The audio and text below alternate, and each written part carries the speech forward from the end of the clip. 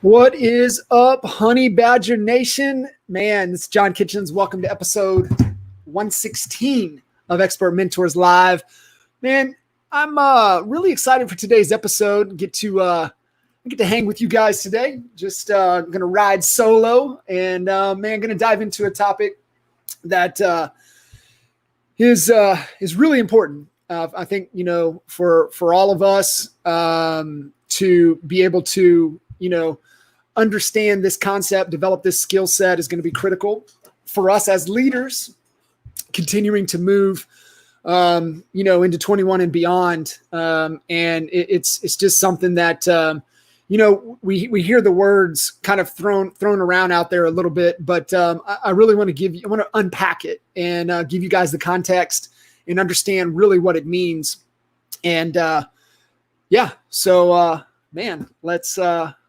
let's jump in. So I've got, I'm going to keep the screen let me do it this way. All right. So I'm going to keep rolling this way with you guys. I can't see the comments or anything like that, but if you have any comments or questions, feel free to throw it into the chat. And at the end, we'll definitely circle back around. So, topic, today gonna jump into this this emotional intelligence and what the heck is this really all about, and so looking forward to unpacking that, and that's really the goal. Give you guys some awareness and some context to what that is.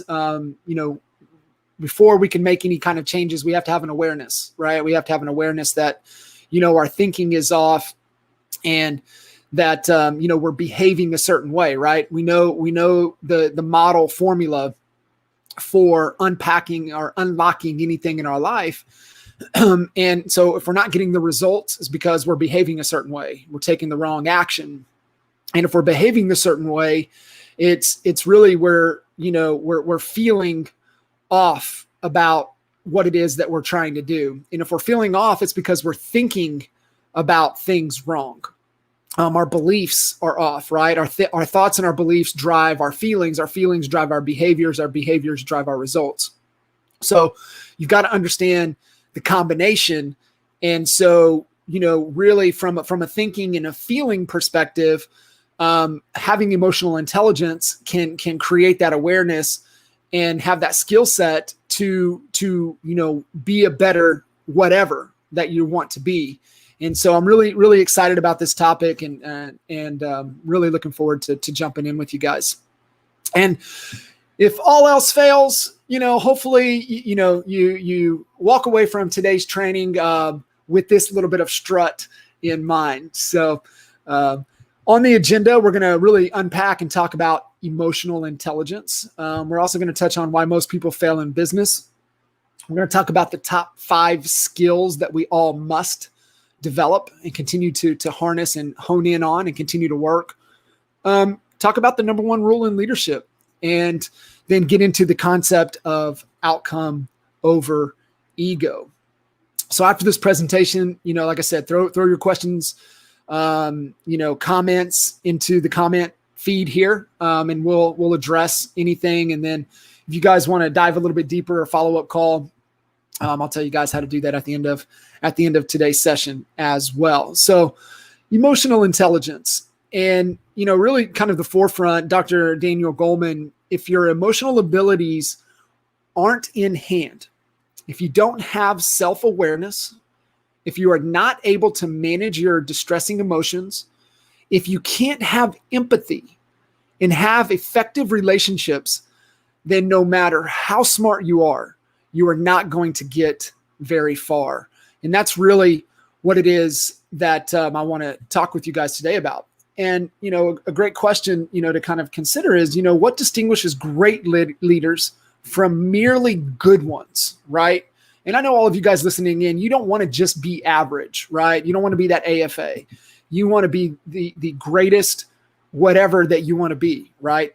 The greatest leader, the greatest husband, the greatest father, right? The greatest son, the greatest daughter, right? The greatest, business partner, whatever it is. You guys are not in this community. You're not listening into this training if you just want to be merely average, if you want to be the AFA, the average frustrated agent. And so it isn't IQ or technical skills, right? It's emotional intelligence. That's what you have to hone in on. That's what you have to really embrace. I'm going to pause this up here for just a second so I can see a couple of the comments here. What's happening, Bryant? Nick Cramfire, yeah, buddy. David Edwards, what's happening? So one of the things that I want to share with you guys, I don't know if you guys are Joe Rogan fans or Mike Tyson fans. I know me, obviously, my age, growing up, Mike Tyson fan, right? And then obviously a Joe Rogan fan as well. And if you guys have been following, Joe Rogan's podcast, Joe had Mike on, had Iron Mike on about 10 months ago. And Mike was high, Tyson Ranch, smoking weed. And he told Joe on the podcast, he said, man, I don't work out because I don't want to ignite my ego. And damn sure enough, man, that ego got lit. And he's, obviously we know he's fighting Roy Jones Jr. And it was just a fascinating podcast. As anything with Joe, right? It's over 2 hours long. So buckle up. It's a fascinating conversation. And I would recommend listening to the one 10 months ago with Mike, and then the one that Joe dropped, I think on the 4th, right? So it's episode 1532 with Mike Tyson. But he nails this right here, and it's exactly what we're talking about today. I had a long run this morning, and so yes, long enough to listen to the entire podcast, but this point right here hit home, and I kid you not. So I want to play this piece for you guys from Joe Rogan's podcast with Mike Tyson. Feeling, and sometimes we sort of placate those emotions by drowning it in food or in booze or in gambling or sex or anything that can distract you. Then we turn that into memories. Yeah. And then we become enslaved to our memories. Yeah. And it never stops. Right. That's who we are. We are an alcoholic. We allowed ourselves to become that. Yes. We can stop from coming that, just like we learned Alcoholics Anonymous. Yeah. So we can learn from that. So that's why they learn from that. So now it's not hopeless anymore. Right. That's why it's so hard for people, because they have a memory of all the things they've done that's wrong, and they do it all the time, and that becomes who they think they are. So they start changing the picture. Right. It's all about changing the channel, Right. Change that channel in life. Well, that's what's so exciting about you with this new chapter of your life. You've just completely changed who you are. You went from pot smoking Mike Tyson, who's running Tyson Ranch, who's this real nice guy to hang around with, doing hot boxing with Mike Tyson, fun to be with, everything's great, and all of a sudden, whoop, you shift right back into Mike Tyson, the murderer again. Well, it's just that, as I said earlier today, if we knew who we were, we'd be very limited. We don't know who we are. You don't know what you might do tomorrow when you wake up. It's true. Are you married? Yeah. Well, listen, you might get, when we think about it, it got me in shape. It got me, this guy's, and he might go today. Tyson Ranch, who's this real nice guy. I got to find the piece for you guys. I'll play it back. It's around the hour and a half mark. And what he says is he nails emotional intelligence. So I'm sorry that wasn't teed up where it needed to be, but he talks about it. Mike nails it. And he's like, hey, emotional intelligence really is, kind of only been at the forefront in the words for about the last 50 years.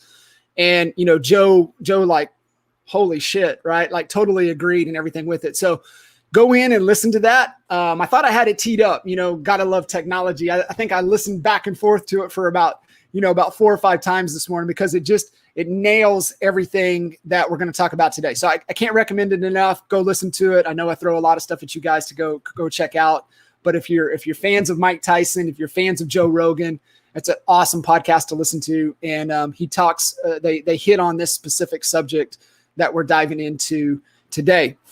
So what we also have to realize is that, man, there really are no business problems. it always boils down to leadership problems.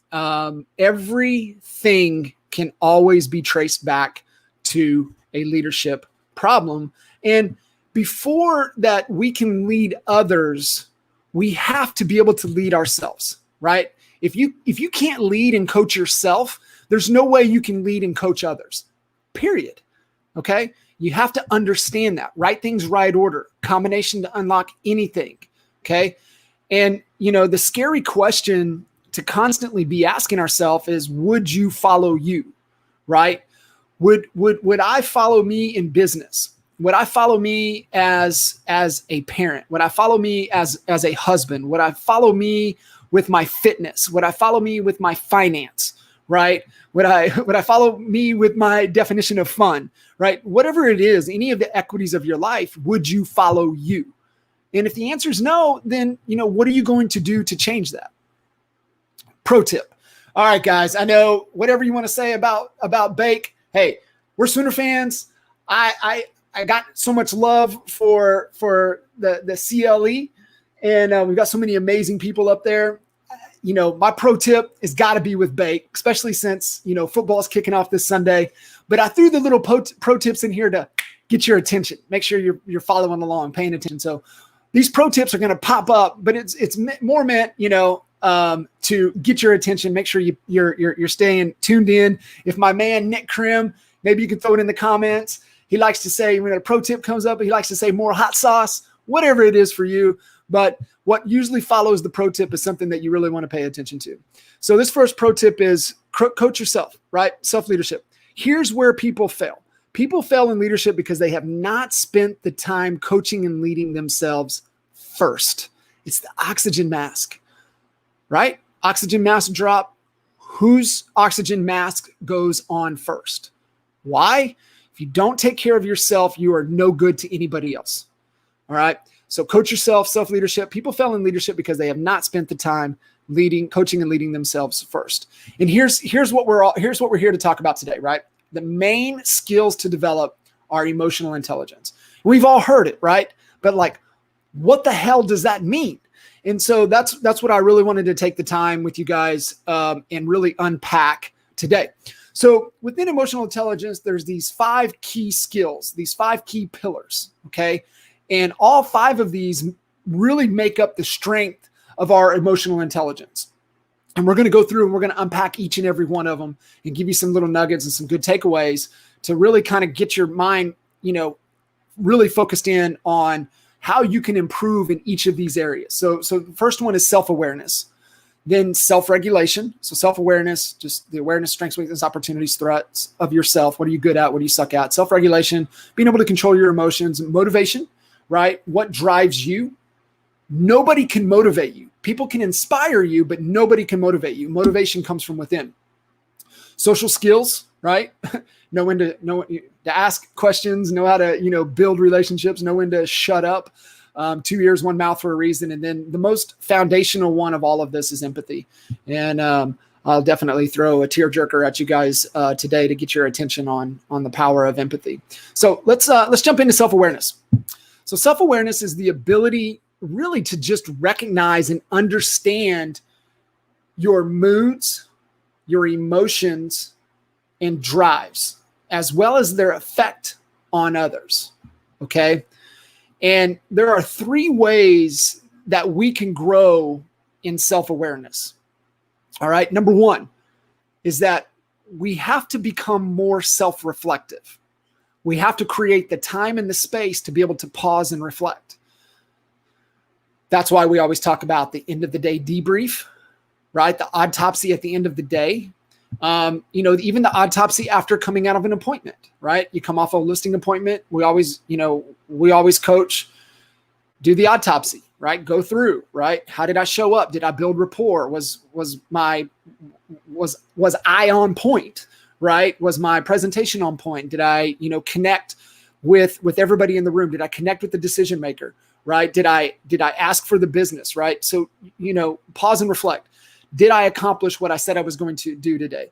How am I showing up as a dad? Date night, right? How can I be a better husband? Connecting with the kiddos. Hey, what can dad be doing better? right? Pause and reflect. Number 2 is use some instruments, right? That's why we like looking at the DISC. There's the Enneagram, there's Briggs and Meyer, there's the colors, there's we like the predictable success quiz. Whatever instruments out there that kind of give you some insight on, to who you are, right? That's not the end all be all, right? There's 3 things here, right? It takes the combination, but those instruments can shed some light and give you a little bit of awareness. And then number 3 is create a feedback rich environment, right? I talked about, the one-on-ones, the date night, checking in with your kiddos, right? Checking in with your team, checking in with your clients, right? Having that feedback rich environment. Hey, how can we add more value? How can we be better? The challenge here is that a lot of people don't want to listen to that shit, right? They don't want to create a feedback because they're afraid of what they're going to hear. But if you want to grow in emotional intelligence and self-awareness, you have to get over that. And you have to be okay, in really putting it out there to get feedback. The best thing that I can tell you is getting people around you that are not afraid to tell you what you need to hear. The worst thing that you can have is people around you that tell you what you want to hear. For me, I just I've been extremely lucky, over the last, 11 years for sure, plus 11 plus years with Holly, right? You can't out D a D, and, she's not afraid to tell me when I'm screwing up. And I appreciate that because she knows I want to be great. And I think every one of you listening in here wants to be great. And I can't encourage you enough to surround yourself, right? We talk about environment is stronger than willpower. And that's 100% true, right?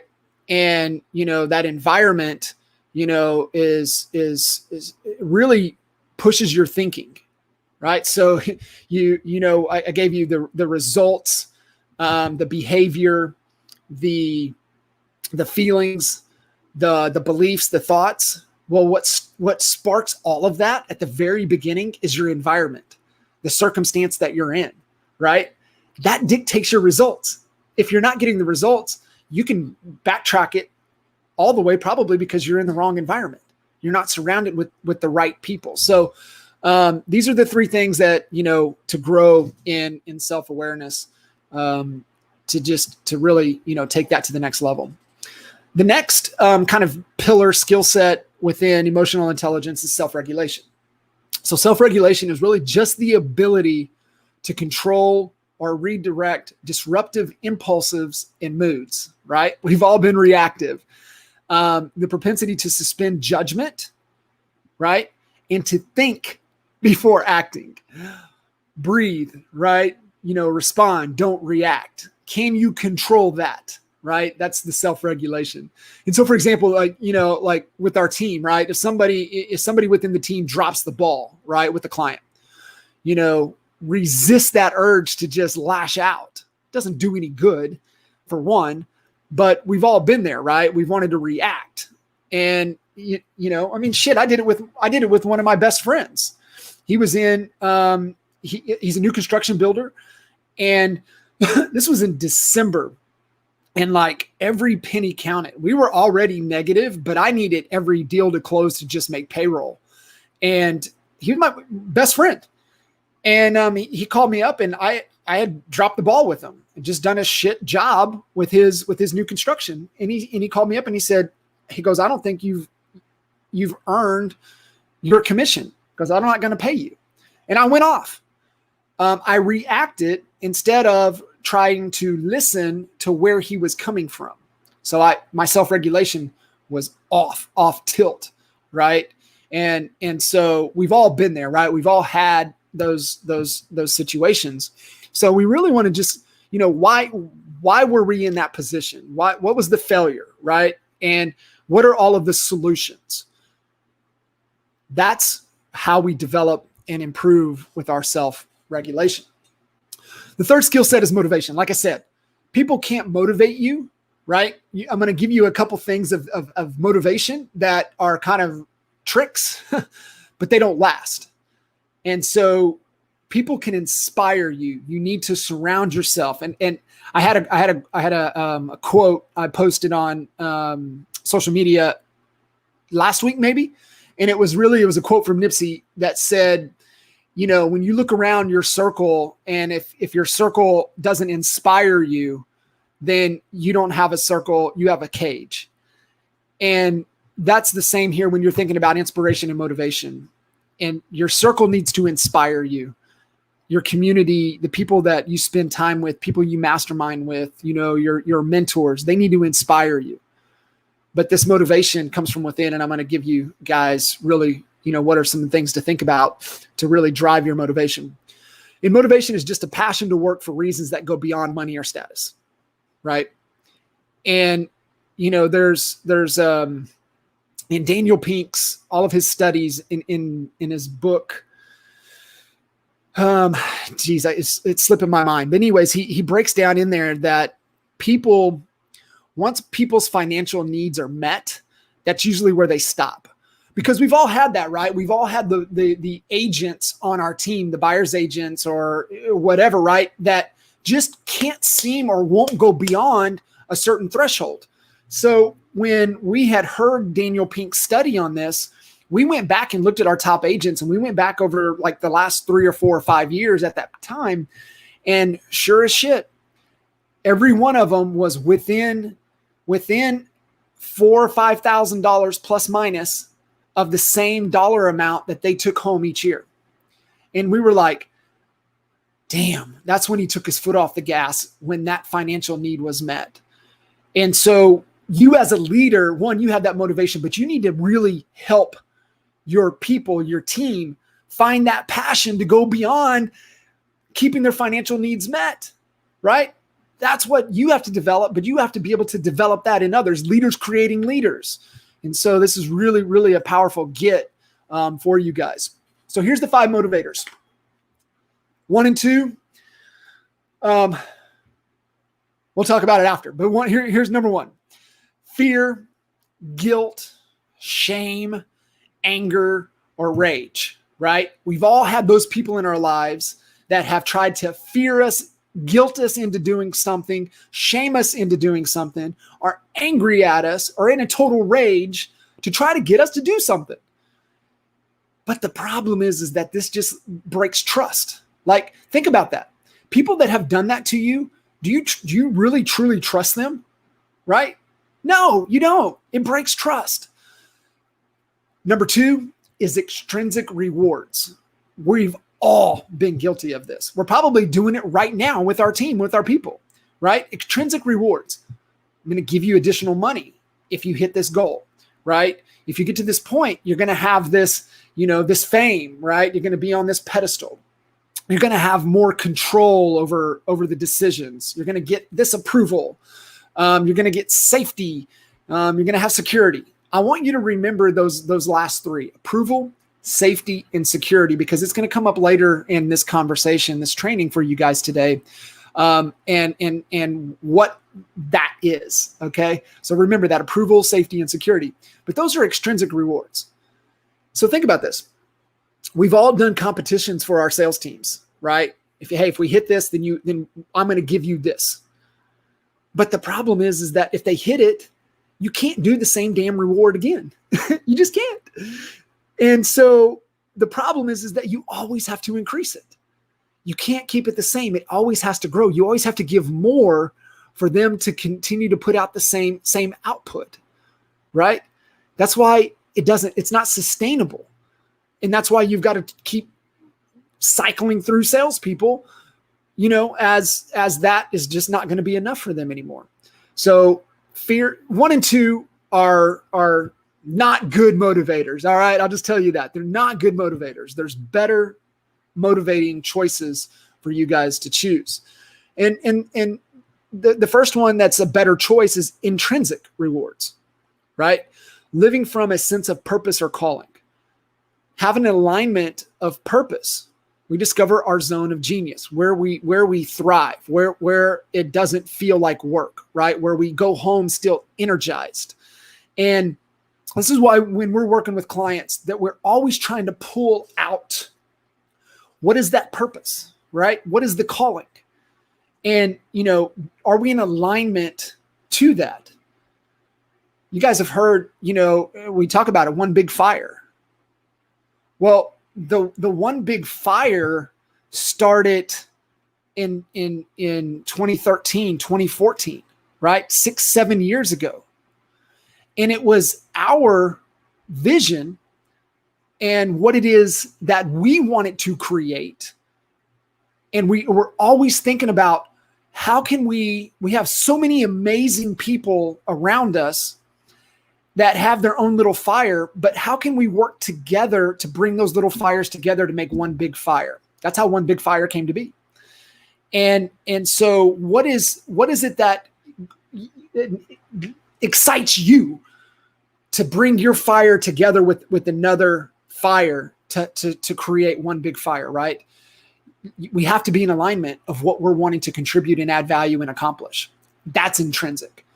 You're looking for people that want to get on board and want to be a part of that. Okay. Intrinsic rewards. And it's the first level of motivation that doesn't leave a toxic residue. Okay. First two, toxic. From here on, these are good choices. Number 4, play. All mammals are motivated by food, learning, or play, right?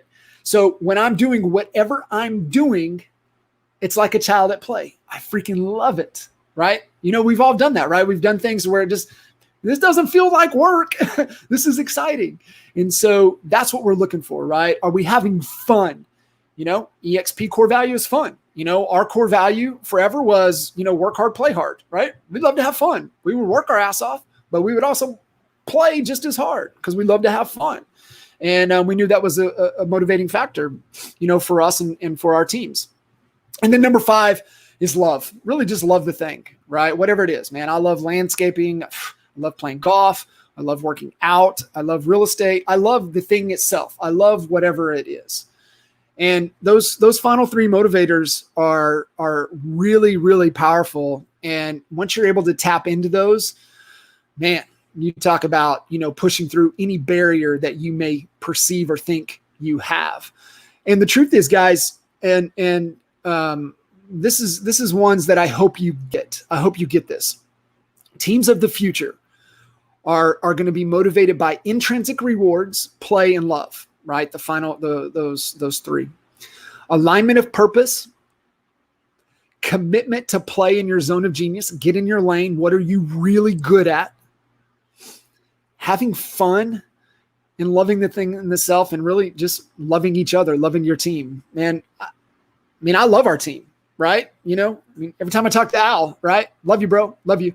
Like, it's that, right? When you can get those pieces together, you can create some massive value and have a tremendous impact on whatever it is that you're wanting to accomplish. All right, social skills. So we're going to move to the next pillar within emotional intelligence, social skills. And it's really just the proficiency in managing relationships, right? And building networks, an ability to find common ground, build rapport, and move people in a desired direction. Okay. Most of you have this, right? You would not be great at sales and in this business, or even in agent attraction and growing your community, growing your network, if you weren't pretty good at this, right? So we all have that. So characteristics, effectiveness, and leading change, the persuasiveness, extensive networking, and expertise in building and leading teams. That's social skills. And I'm going to say a lot of you can check that box, that you're probably really good at this, but want to create an awareness, how you can, focus on it to be even better. And then empathy. To me, this is the most important one to get with emotional intelligence, is to be able to get this and understand it. And it's just really the ability to understand the emotional makeup of other people, skill in treating people according to their emotional reactions. Put yourself in somebody else's shoes. And I'm going to I'm gonna go here with you guys. So hold on just a second here. So let me make sure that this is teed up.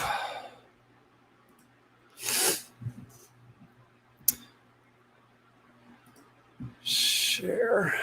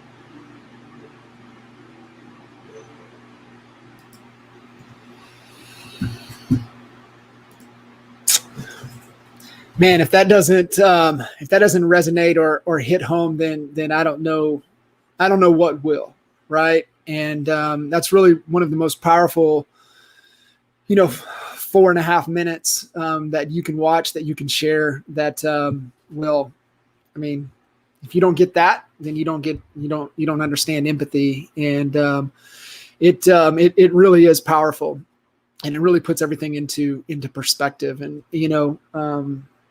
just talking about it, right? People are behaving a certain way because they feel a certain way, and they're thinking about things that cause that feeling in that circumstance, that environment. So it's not necessarily people, but it's something that they may be going through that is driving those thoughts, right? If you were dealing with, that whatever you're dealing with, you're thinking about it, and then you're feeling a certain way, and that's causing your behavior. And so never take anything at surface value. It's always layers deeper. And if you have empathy and you understand that, you don't get set off, right? The self-regulation doesn't set you off because you don't know the whole story. And that's really powerful, and definitely a get to share with you guys as it comes to emotional intelligence and empathy. So within emotional intelligence, we're each born with certain levels of those emotional intelligence skills, but we can strengthen these abilities through persistence, practice, and feedback from colleagues or coaches or great friends or significant others that know you want to be great and are not afraid to tell you what you need to hear. And that's where you have to look. All right, we got Bake. Little pro tip. How honest are you being with yourself? Right? And, the greatest definition of trust that I've ever seen is authenticity times time.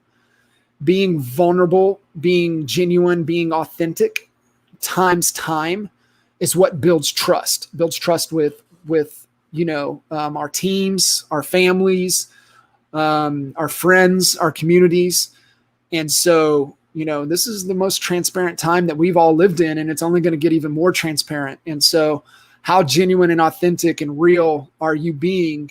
And like I said, if you can't be honest with yourself, how can you be honest with someone else? It all starts with you. The other thing to kind of consider is how well are you living in alignment to your values? Performing at in the peaks of these that we mental, emotional, and spiritual. Spiritual is not religion, but spiritual is more like understanding who you are at your core, right? What do you value? What are your shoulds and should nots? And I say Holly's got the greatest BS detector, but what happens is that, you ladies have this, it comes more natural for women than it does us guys. And if you've ever been in a situation or been around somebody and you're like, I don't know what's going on with that person, but they're off, they're not right. And what it is that they're not in alignment to their values. And it's just the energy that we put off. And if we're not congruent, if we're not in alignment, it's a different energy than when we are. So one, you've got to know what you stand for, what your values, who are you at your core, and are you living those? And if not, people are going to be able to tell. And so that's really going to, take you back and not allow you to be the best you. And so we want to make sure that we're living in alignment to those values. And at the core, it's extreme ownership, right? It's the 100-0 principle, taking 100% responsibility for every situation, right? An agent lied to you and a deal fell apart, right? What could you have done differently? How could you have set better communication with your client, expectations, right? What could you have done differently? Always, in every situation, you could have done more. I could have trained them better, right? We could have spent more time talking through this. I could have made sure they were crystal clear on what all the words meant, right? Never want to assume. I could have had a better agreement in place with them. Always 100, zero accountability, zero excuses. And really, guys, at the end of the day, self-leadership is all that matters. If this is broke, nothing else works. If you can't coach and lead yourself, you can't coach and lead others. And then they, in turn, can't coach and lead others, right? It's that cycle stops if this is broken. And as the man Biggie Smalls says, man, we can't change the world until we change ourselves. That's where it has to start. All right, got Bake back for another pro tip. Number one rule of leadership: lead by example, right? Example is not the main thing influencing others. It is the only thing. How are you showing up? Are you modeling the behavior that you want to instill into your team, into your family, into your kiddos? How are you showing up? How are you treating, how are you treating their mother? They're watching, right? The thing is that your team is no different than your kids. They're watching. Your kids might not say much, but they're watching, they're paying attention. Your team's the same way. They may not expressing, but they're watching how you're behaving. They're watching how you're showing up, right? And so, guys, ladies, this is it. You've got to get this, right? How are you showing up each and every day? And I can guarantee you, we can all show up a little bit better. And that's what we have to focus on. We have to focus on being better. We have to focus on showing up better and being the better example for, those around us, and making sure that we're really aware of this because they are watching. And as the leader, sorry, this is just part of the job, right? You're always on stage. The light is always shining. You as the leader, you're always on stage, everything you do. And so just be mindful of that. And it has a bigger impact than what you may want to believe. And at the end of the day, we just have to be the most disciplined. We have to be the most positive, and we have to be the most consistent. Without discipline, nothing matters, right? And you're never going to push through. Everything in life is uphill. And the only way you get uphill is with intention and being disciplined.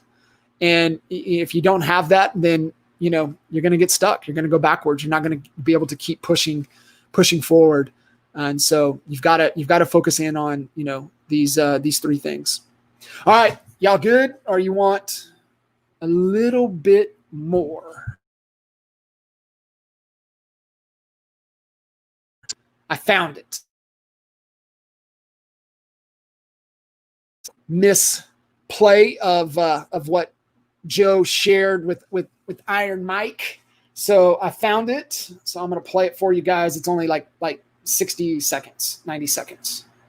What do you think that is? Why do you think people do you think, but don't you think that same abuse, that's also what makes people great at things too?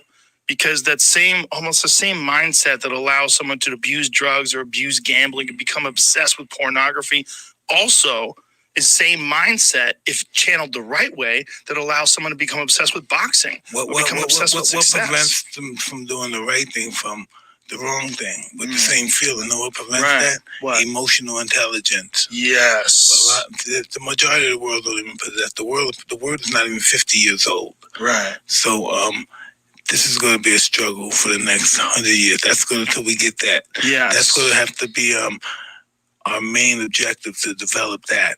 Yes. In order to succeed as human beings. Yeah, that's no truer words have ever been said. That's what it is. It's emotional intelligence. Because listen, our feelings are enslaved. You heard it there. Iron Mike and Joe Rogan.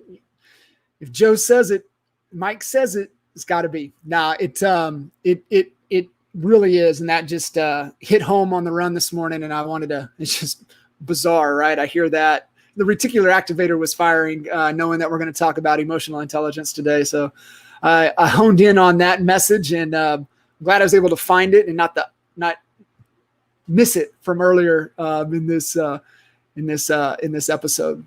All right, cool. So let's take it home. I want to share this outcome over ego concept with you guys.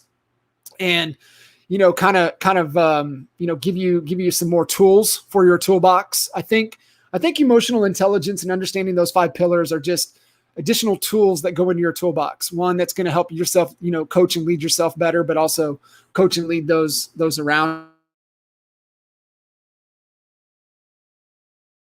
Concept from conscious leadership with Jim Detmer that he talks about the line. He just calls it the line, above the line or below the line. And Shane Parrish from Farnham Street, he really said, "Oh, I get it. It's really just kind of outcome over ego." And I was like, yes, that's it. So outcome over ego is the concept. And I want to unpack that because this is a skill. This is a tool that you guys need, and every one of you needs in your toolbox. So outcome over ego, above the line, right? Essentially outcome focused is that we're open, right? We're curious. We've got that learner's mindset. And that's here's the thing that you guys we all have to embrace if we want to succeed moving forward. Okay. Is that we have to approach everything. We have to be teachable. And we have to approach everything with the beginner's mindset. Okay. Learning, curious, trying to figure out things. Okay. If we become rigid, we're going to fall below the line. So we want to stay above the line, curious, committed to learning, and able to trust, right? Why are we able to trust? Because we're authentic.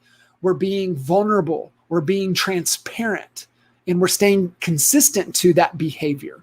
We're above the line. Below the line is contracted. We're closed off. We're defensive. We're attached to proving that we're right. See, outcome, guys, is getting to right. Ego below the line is trying to prove you're right. It's a big distinction. Okay. It's huge. You guys have got to get this. 3 core wants of any ego structure. Okay. Remember what I told you to remember in our conversation on motivation, on extrinsic motivation. What makes up extrinsic motivation? It's all ego driven. Every bit of it's ego driven. And 3 core wants of any ego structure is control, approval, and survival, safety and security. Okay. So that's extrinsic motivation, is approval, safety, security. So that's why it leaves a toxic residue. That's why it doesn't last. It's why it's not sustainable, is because it's ego driven. It's short term. It's a short term win. It's a quarter win. It's a month win. It's a week win, but it ain't the long game. It ain't 5-10 years, right? That it don't work, right? So you got to embrace it. You've got to move away from that if you really want anything sustainable, anything that has longevity. An indicator that we're coming from above the line is that we reveal, we don't conceal. Okay. What we reveal, we can heal. And that's all we're looking for. That's what we're looking for in our teams. That's why we measure everything, because we're looking for the constraint, right? What we reveal, we can heal. We're just trying to get to right. We're trying to find the solution. And so we get into that protective mode, that concealing. That's when we're below the line. Okay. When we're above the line, we're transparent. We're like, hey, here's the data. Shit, I don't know what it's telling me. I've been doing a bunch of stuff. I'm not getting the results. Like, help, right? I need some help. And so outcome is about getting to right, and ego is about being right. If you guys just understand that, you get this concept, and what would be a better place to come from, right? It's getting to right. Let's get to right. Whatever right may be in whatever situation, like, just throw it on the table, right? You know how good, we've all been contracted. We've all tried to be right about certain things, but think about how good that feels when it's just like, I don't care. let's just get to the solution and move on, right? How good does that feel? And so if we can try to live a majority of our life in that space, just think about how much more of contribution and a bigger impact that, we're going to be able to have. That's it, guys. That is the breakdown on emotional intelligence with Expert Mentors Live, episode 116. Yeah. Good, man. Love that sticker again, Barbara. Yes. Al Stasic. You might be able to hit Joel Hollow up. Joel may have a stash of those stickers. Yes, definitely starts with you. 100%. 100%. Taryn, what's up, man? Yes. Cool, man. Well, I appreciate that. Yeah. Not sexy, right? Ain't no marketing, cool little magic trick. It's just right to the core, man. It's fundamental. It's really what we all need to embrace and build upon. I mean, just think about what we would be able to accomplish if we all were, focused and performing at the highest of those, developing of those skill sets. So cool. Bryant, thank you, man. Appreciate that, brother. All right, guys. Well, if you guys want to dive a little bit deeper than that with this, message me. Throw a question in here, whatever. We'll come back, definitely back and circle back around. And as always, these episodes are available. And appreciate you guys and look forward to seeing you guys on the next episode. Y'all take care.